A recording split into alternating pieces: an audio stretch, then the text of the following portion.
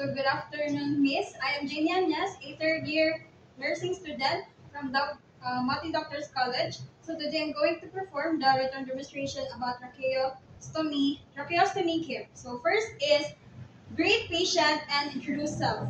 So, ma'am, may gabi, ma'am, ako din si Nurse Jamie, ma'am. So, ma'am, na ako karon diri para mag-perform o tracheostomy care sa imong ama.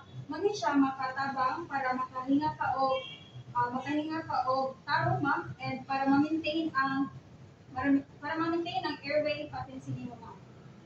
Next is perform hand hygiene.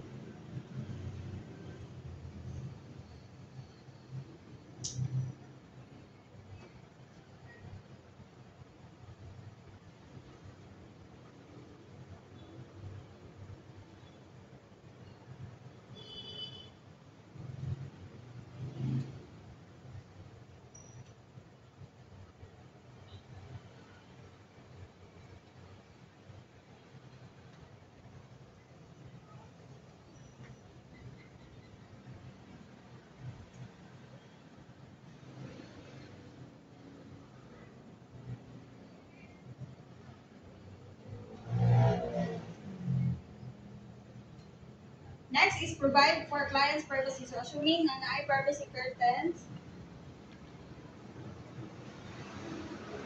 Next is prepare the client and the equipment.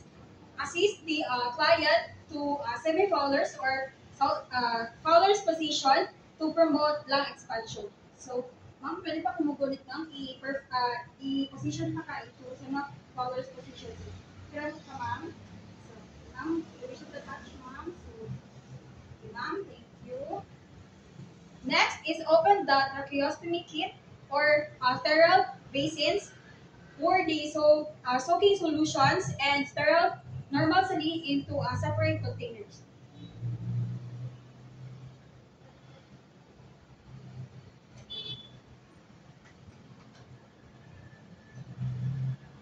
So we have here two containers.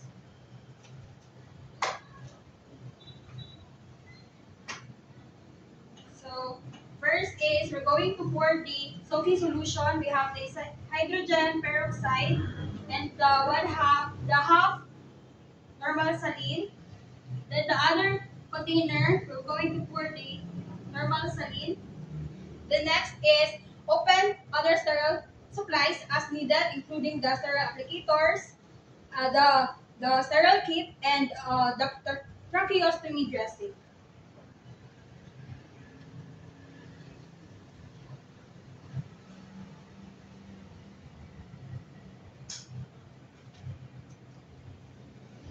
Next is sanction the tracheostomy tube if needed. Next is put a clean glove on your non-dominant hand and a sterile glove on the dominant hand. Since I am a right-handed, so I'm going to wear a sterile gloves in the right hand.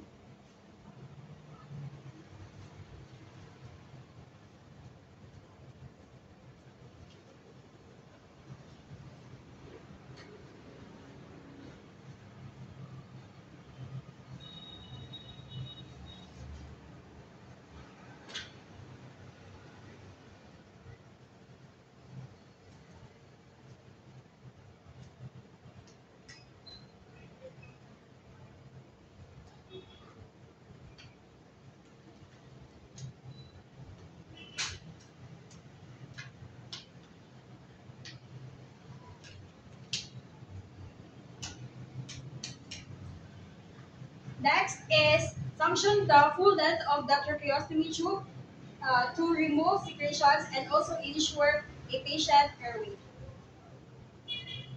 Next is rinse the catheter, coil it in your hand, and remove the glove inside out and over it. Then unlock and gently remove the inner cannula, then soak it in the solution. So, ma'am, permission to touch, ma'am. Oo na ko ang inner cannula, ma'am, ha? We're going to soak it in the soaking solution. Then next is remove the soil dressing, peel glove off inside out over it and discard. So Ma'am, permission to touch again, ma'am. Kung ano ko ang kanyang dressing, ma'am. Next is, we're going to discard this.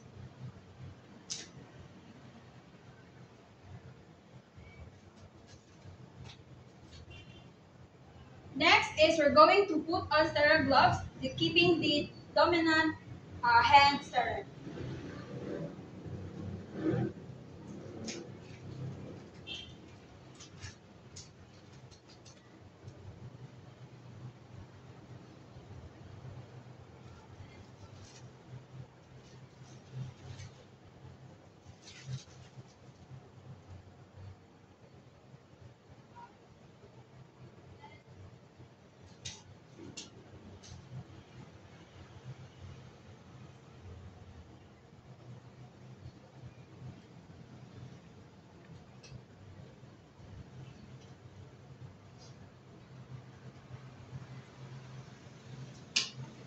Next is clean the inner cannula.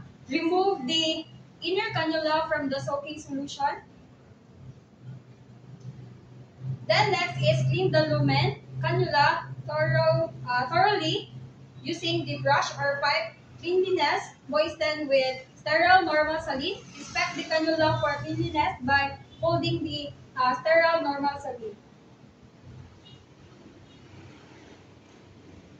We're going to pour this in a normal saline.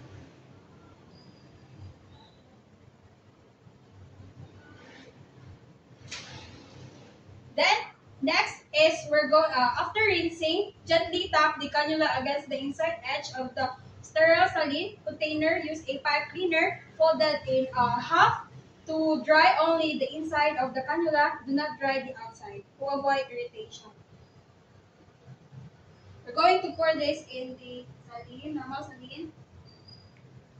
Avoid the outside to prevent irritation. Discard. Next is remove the inner cannula, securing it in place. Insert the inner cannula in the direction of its curvature. So, ma'am, permission to touch, ma'am. I-insert na po na ako ang inner cannula, ma'am. Ma'am,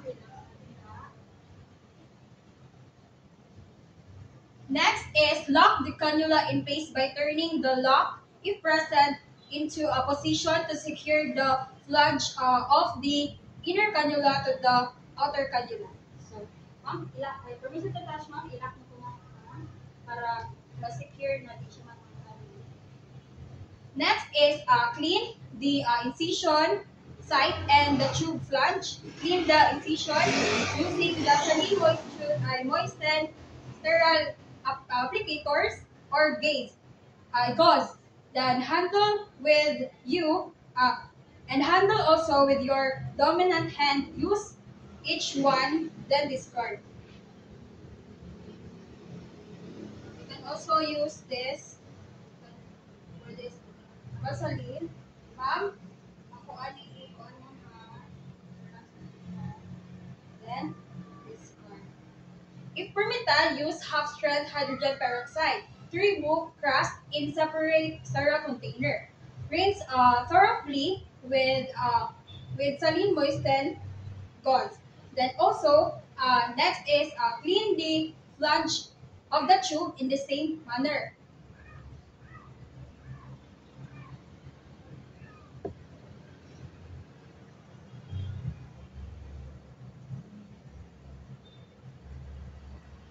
Next is thoroughly dry the client's skin and tube flange with dry gauze squares. So ma'am, ako aning paligiran mo ha para makuha siya ma'am. Next is apply a sterile dressing. Use a commercial non-revealing tracheostomy dressing or fold a 4x4 gauze or also use cotton filled gauze. Then place the dressing under the flange of the tracheostomy tube. Then while applying the dressing, ensure that the tracheostomy tube is securely supported.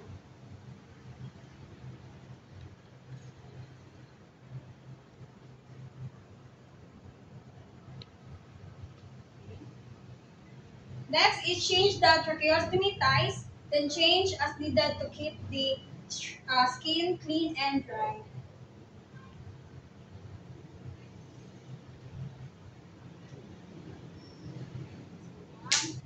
We should touch, ma'am.